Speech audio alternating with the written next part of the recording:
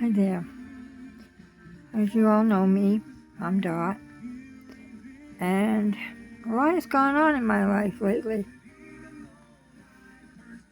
I left my husband due to irreconcilable differences, as they call it.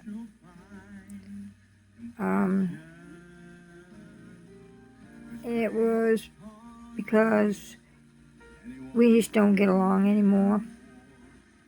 Too many differences, too many past hurts. And I've tried. I go to counseling. I do everything I'm supposed to do, but I can't get him to do any counseling. I can't get him to do anything to work on our marriage. And I'm doing all of it. I'm basically broken. And I'm trying to get myself back together. And when two people are together for as long as we are, 47 years we've been married. And we tried it. We went out together on our 47th anniversary, kind of went out together. He come here to my apartment, brought me a lobster roll, and we barely talked. We really don't have anything else to say to each other anymore. I don't know what really happened, except infidelity happened in our marriage from a long time ago, he says, but he acts like a man that is still doing something wrong somewhere. But I can't prove anything, and I don't want to, because I don't want to take and make everybody's thing the way they feel about him. They look up at him like he's on this big old pedestal. You know, where he worked, everybody thought he was on the greatest. You know, when he retired, they saluted him walking out the door, you know. And I don't want to take that away from him. But, you know, when you put people way up, you know, it's so easy for that person to get away with things and do whatever they want. And I don't think it's okay to just put anybody up on a pedestal, because we all have our faults. I have my faults. I can be a real royal bitch at times. But you know, I don't walk all over people. And if I got something to say to somebody, I usually say it. And years back, I've had a lot to learn. I said things about other people behind their back, and then I've had to confront it, like we all do. You know, we all have our faults. We all do horrible things sometimes. Maybe there are people out there that never done anything bad. I don't know. I haven't ever found anybody that has. But if you do, you're welcome to talk to me, so I can talk to them. But, you know, when two people are married for so long, you kind of get to a point where you just get used to each other. You don't see each other's faults. You just deal with them. But when you stop talking and you stop holding each other when you need each other, and you say certain things to each other, it's not okay. You have to talk. You have to be there for each other. You can't go behind each other's back and talk to another person about them, because that's where things start to go downhill. The day everything happened to me, I was sick. I was in bed, and didn't know what happened. I woke up. I saw him standing over me. He'd been gone for probably 5 hours to go get a birthday present for me. It was the day before my birthday, 2025. And he looked different to me. Something about him. And of course, I got a little suspicious. I'm like, what's going on? He said, nothing. I'll get you a sandwich. He put it in the refrigerator. Went downstairs. So, me being the nosy person, and I went downstairs. I followed him into his back room where he has his little place. I could hear something. He locked the door, which he don't normally do. And I heard something. I heard him talking to somebody. He said it was the dog. I knocked on the door. He said, hold on. Which, hold on? All right, so I did. Kind of like, probably a couple minutes. And I'm like, okay, what are you doing?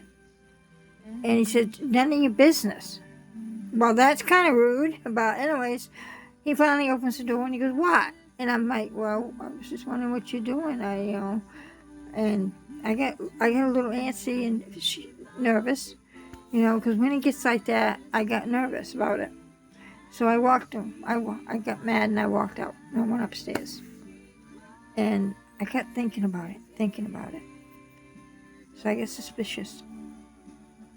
I didn't have a recorder at the time. I had a phone. So I decided I'm going to record him on my phone. So when he weren't looking, I put the record button on the phone, put my phone in his back room. Just find out what's going on. Because I didn't fall for it. I did not fall for that. I wish I never did. Because I heard him talking. To the dog, he said. And he admitted to something.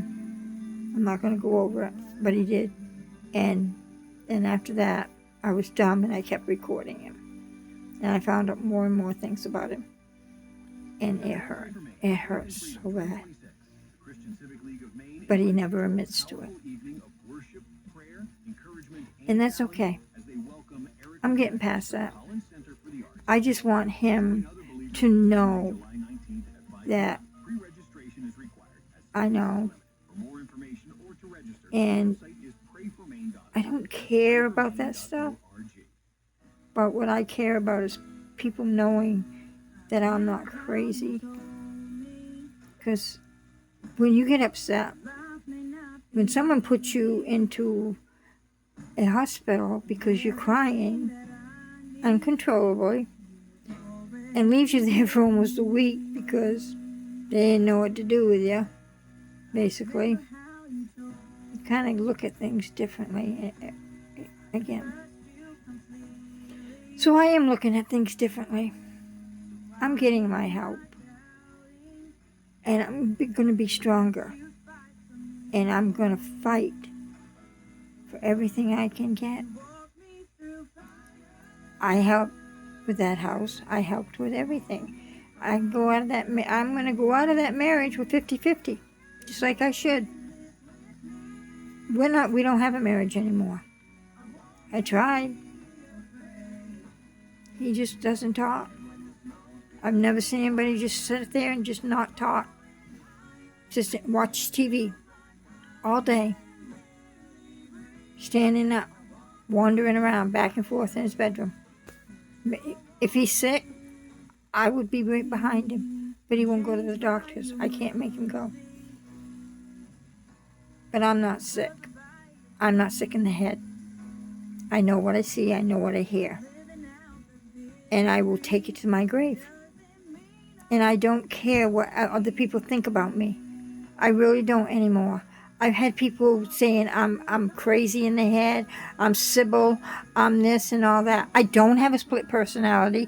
People can welcome to go to look at my records. I've had people in my family say I'm like my aunt that had schizophrenia. Well, I don't have schizophrenia. And all them that say that can go to hell. Sorry to say, but I don't.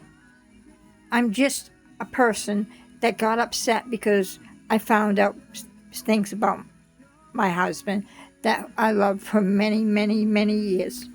And I trusted.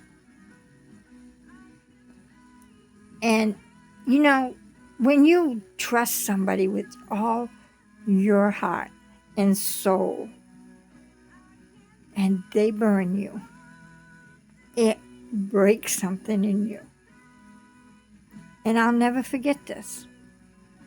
I can forgive him, but I'm not going to forget it. I'm not going to trust him very easily. And he's given me many, many reasons not to trust him now. And if he still have an affair, I can't do anything about it. I can't stop it. But I will not walk away from my home with nothing. I'm not in the home now. I have a beautiful apartment, and I'm here to stay. But I will not walk away with nothing. And ladies out there, no matter what, if a man is wrecking your life, you never walk away with nothing. You fight for everything you are worth.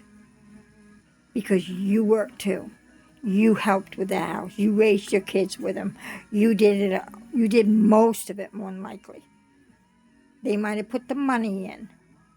But money doesn't do anything except pay bills. You put the hard work in. So don't walk away with nothing. You fight for everything you can take. This is Dot. I'll talk later.